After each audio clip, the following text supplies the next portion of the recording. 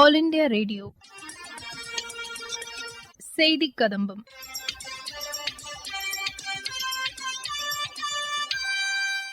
இன்றைய செய்தி கதம்பத்தில் மத்திய அரசின் சமூக வலைதள பதிவுகள், நமது லட்சியம் வளர்ச்சியடைந்த பாரதம் 2ஆம் கட்ட யாத்திரையின் ஒரு பகுதியாக கோவை, சேலம், மதுரை ஆகிய மாவட்டங்களில் நடைபெற்ற நிகழ்ச்சிகளில் பங்கேற்ற பயனாளிகள் தெரிவிக்கும் கருத்துகள் மற்றும் சேலம் மாவட்டத்தில் புத்தொழில் நிறுவனங்களை தொடங்கி சாதனை படைத்து வரும் மகளிர் குறித்து எமது செய்தியாளர் தரும் தகவல்கள் உள்ளிட்டவை இடம்பெறுகின்றன. முதலில் மத்திய அரசின் சமூக வலைதள பதிவுகள். மத்திய அரசின் விஸ்வகர்மா யோஜனா திட்டத்தின் கீழ் நாடு முழுவதும் லட்சக்கணக்கான பயனாளிகள் இணைந்துள்ளதாக பிரதமர் திரு நரேந்திர மோடி தெரிவித்துள்ளார். தில்லியின் அலிப்பூரில் உள்ள தொழிற்சாலையில் நேரிட்ட தீ விபத்தில் பலர் உயிரிழந்த செய்தி மிகவும் வருத்தமளிப்பதாக உள்ளது என்று குடியரசுத் தலைவர் திருமதி திரௌபதி முர்மு கூறியுள்ளார். உயிரிழந்தவர்களின் குடும்பத்தினருக்கு தமது ஆழ்ந்த இரங்கலையும் அவர் தெரிவித்துள்ளார். ஹரியானா மாநிலம் ரேவாரியில் பிரதமர் எய்ம்ஸ் மருத்துவமனைக்கு இன்று அடிக்கல் நாட்டினார். இந்த மருத்துவமனை மூலம் சிறந்த மற்றும் குறைந்த செலவில் சுகாதார வசதிகளை பெற்று அம்மாநில மற்றும் அண்டை மாநில மக்கள் பயனடைவர் என்று மத்திய சுகாதாரத்துறை அமைச்சர் திரு மன்சுக் மாண்டவியா கூறியுள்ளார்.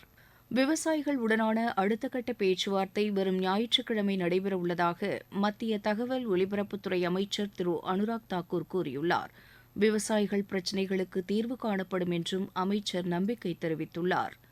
ராஜஸ்தான் மாநிலத்தில் பிரதமர் திரு நரேந்திர மோடி 4 நெடுஞ்சாலை திட்டப் பணிகளை இன்று தொடங்கி வைத்தார். இது உட்கட்டமைப்பு வளர்ச்சியில் குறிப்பிடத்தக்க முன்னேற்றத்தை குறிப்பதாக மத்திய அமைச்சர் திரு நிதின் கட்கரி கூறியுள்ளார்.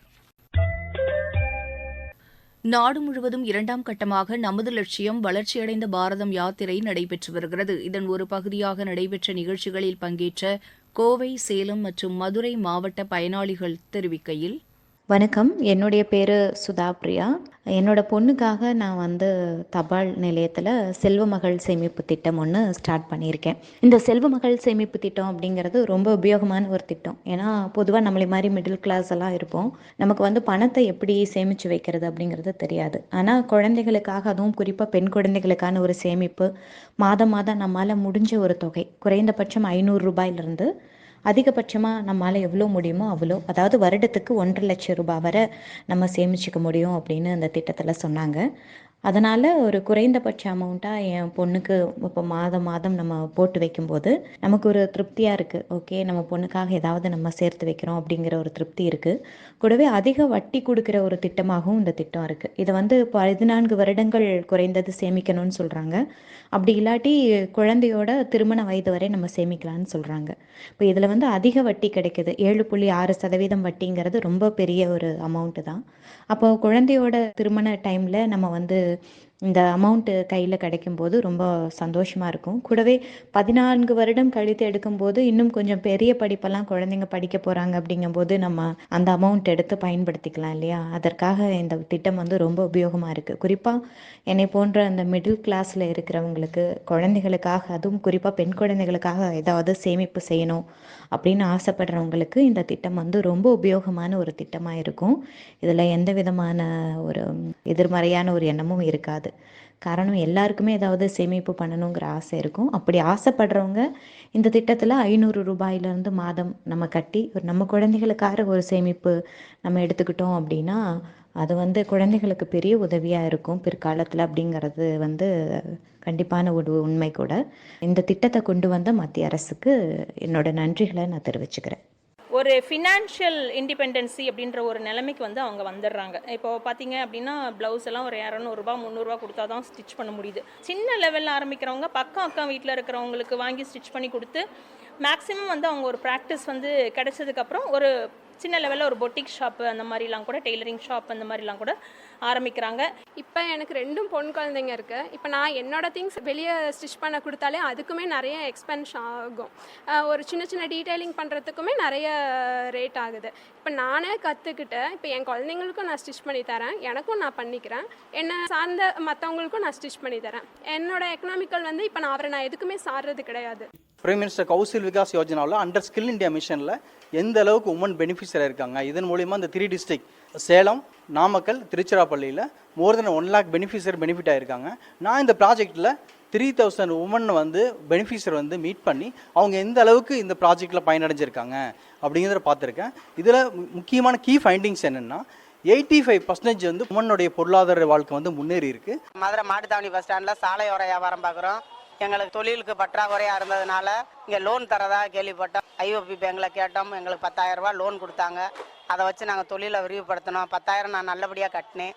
அடுத்து 20,000 கொடுத்தாங்க, அதையும் நல்ல முறையாக முழுசாக கட்டி முடித்தேன். இப்போ நான் 50,000 வாங்கியிருக்கேன்.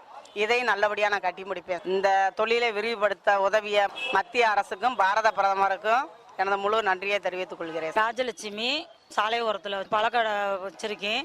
பழக்கடை வைக்கிறதுக்கு எனக்கு உதவி பண்ணாங்க. 10,000 வாங்கியிருக்கேன். இனி அடுத்து எனக்கு இந்த கடையை பெருசுப்படுத்த எனக்கு உதவி பண்ணணும். பிரதமருக்கு நன்றி.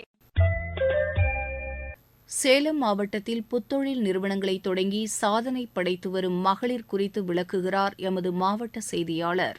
நிமிர்ந்த நன்னடை, நேர்கொண்ட பார்வை, நிலத்தில் யாருக்கும் அஞ்சாத நெறிகள், திமிர்ந்த ஞானசெருக்கு என மகாகவி பாரதி கனவு கண்ட புதுமை பெண்களை மத்திய மாநில அரசுகள் உருவாக்கி வருகின்றன. இதன் ஒரு பகுதியாக சேலம் மாவட்டத்தில் ஊரக பகுதிகளைச் சேர்ந்த மகளிரின் தொழில் முனைவுகளை மேம்படுத்திடவும் நிதி, சேவை மற்றும் வேலைவாய்ப்பினை உருவாக்கிடும் வகையிலும் தமிழ்நாடு அரசின் சார்பில் வாழ்ந்து காட்டுவோம் திட்டம் செயல்படுத்தப்பட்டு வருகிறது.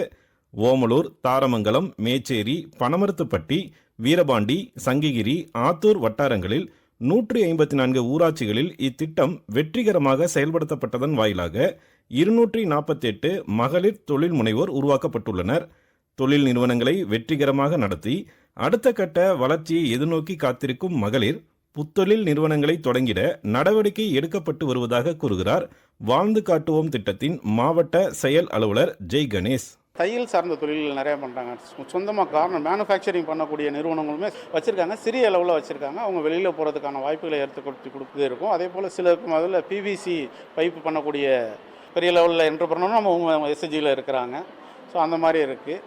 அதே போல் காயரில் நிறையா நம்ம இதில் பண்ணுறாங்க. காயரில் இப்போதைக்கு ரோப் மட்டும் பண்ணுறாங்க. காயர் பிளாக் பண்ணணும், காயர் எக்ஸ்போர்ட் பண்ணுறதுக்கான விஷயங்கள் பண்ணணும் அப்படின்ற எதிர்பார்ப்புகளோட நிறைய விசாரணைகள் எங்களுக்கு வந்திருக்கு. அந்த தொழில்களை மேம்படுத்துறதுக்கான சப்போர்ட்டும் நம்ம திட்டத்திலேருந்து பண்ணுவோம் சார். இத்திட்டத்தின் கீழ் ஏற்காட்டில் உள்ள மலைவாழ் பழங்குடியின பெண்களுக்கு முடவாட்டுக்கால் சூப் பவுடர் தயாரித்தல், பற்பொடி தயாரித்தல் உள்ளிட்ட பயிற்சிகள் வழங்கப்பட்டதன் வாயிலாக அவர்கள் தொழில் முனைவோராக மாறியுள்ளனர். என் பேர் நித்யா. என்னோட நேட்டிவ் பிளேஸ் ஏற்காடு. நான் முடவாட்டுக்கால் சூப்பு பவுடர், ஆட்டுக்கால் கிழங்கு சூப்பு பவுடர்னு சொல்லுவாங்க. ஆட்டுக்கால் கிழங்கை நாங்கள் ட்ரையர் பண்ணி ஸ்பைசஸ்லாம் சேர்த்தி அது சூப்பு பவுடரை மேனுஃபேக்சரிங் பண்ணி இப்போ நாங்கள் சேல் பண்ணிகிட்ருக்கோம். இப்போ 1 month தான் நாங்கள் சேல் பண்ணிகிட்ருக்கோம். எங்களுக்கு யோர் பேக்கர்ஸ் சிறகுகள் அப்படின்றவங்க எங்களுக்கு ட்ரைனிங் கொடுத்தாங்க. அதில் தான் நாங்கள் ஏற்காட்டில் இருக்கிறவங்களாம் ஒரு தொழில் முனைவராக ஸ்டார்ட் பண்ணி இப்போ முன்னேறதுக்கு நாங்கள் தேடிட்டுருக்கோம். என் பேர் க்ளோரி சத்யா. நான் ஏற்காட்டிலேருந்து வரேன். இதில் ஏற்காட்டிலே விளையக்கூடிய பொருட்களை வச்சு நாங்கள் எப்படி முன்னேறலாம், அதை ஒரு தொழில் ரீதியாக கொண்டுட்டு போனால் அதாவது விவசாயம் செய்கிற அவங்களுக்கும் யூஸ்ஃபுல்லாக இருக்கும். ஏன்னா அவங்கக்கிட்ட இருந்தே நாங்கள் பொருளை கொள்முதல் வாங்குறதுனால அந்த பழங்குடியினருக்குமே யூஸ்ஃபுல்லாக இருக்கும். 2வது அதை நாங்கள் யூஸ் பண்ணுற நாங்களும் ஒரு பொருளாதார ரீதியாக கொஞ்சம் முன்னேற்றம் அடையலாம் அப்படின்றதையும் இது பண்ணாங்க. தேனியில் நேற்று அரசினர் தொழிற்பயிற்சி நிலையத்தில் நடைபெற்ற கல்விக் கடன் முகாமில் பங்கேற்றவர்கள் வித்யாலட்சுமி போர்ட்டல் இணையதளம் தங்களுக்கு எளிதில் கடன் கிடைப்பதை உறுதி செய்துள்ளதாக தெரிவிக்கின்றனர். என் பேர் பழனிசாமி. சித்தாரில் குடியிருக்கேன். நாங்கள் அதான் என் பொண்ணோட கல்வி கடனுக்காக நாங்கள் ஸ்டேட் பேங்க் அணுகியிருந்தோம். அவங்க வித்யாலட்சுமி ஒரு போர்ட்டில் அதில் அப்ளை பண்ண சொல்லியிருந்தாங்க. ஒரு ஈஸியாகவும் இருந்தது. அதில் அப்ளை பண்ணிவிட்டு நாங்கள் பேங்க் நேரடியாக போக வேண்டிய அவசியம் இல்லை. ஒரு டைம் 2 டைம் தான் போனோம். அவங்களே ரெடி பண்ணி ஓரளவு எல்லாம் சக்ஸஸ் முடிஞ்சது. இன்னைக்கு கையிலும் கொடுத்துட்டாங்க செக்கு. நான் கேட்டிருந்த ஒரு 4 லட்சம் கேட்டிருந்தேன், 380 கொடுத்துருக்காங்க. போதும், இதை வச்சு நாங்கள் பண்ணிக்கலாம்.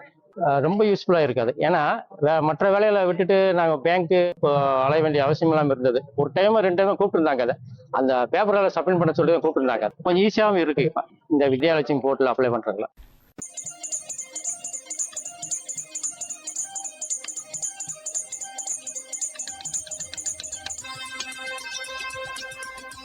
இத்துடன் இன்றைய செய்தி கதம்பம் நிறைவு பெறுகிறது.